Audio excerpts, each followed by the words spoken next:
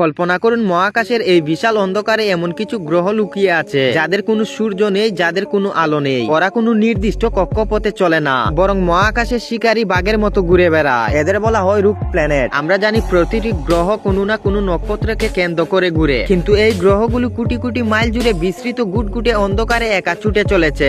আপনি কি জানেন বিজ্ঞানীদের মতে আমাদের মিল্কি ওয়ে গ্যালাক্সিতে তারার চেয়েও এই অন্ধকার গ্রহের সংখ্যা অনেক বেশি। সবচেয়ে ডার্ক পার্ট হলো এই গ্রহগুলো চোখের পলকেই যে কোনো সৌরজগতে ঢুকে পড়তে পারে। যদি এমন কোনো বিশাল আকৃতির গ্রহ আমাদের পৃথিবীর কাছাকাছি চলে আসে, তবে তার অধিকাংশ বলের টানে পৃথিবী ছুটে যেতে পারে সূর্য থেকে চিরতরের জন্য। কোনো আলো থাকবে না, থাকবে না কোনো জীবন, শুধু এক অনন্ত বরফ শীতল মৃত্যু। বিজ্ঞানীরা সম্প্রতি এমন এক গ্রহের সন্ধান পেয়েছেন যা পৃথিবী থেকে অনেক বড়, কিন্তু সেটি সম্পূর্ণ অন্ধকারে ডুবে আছে।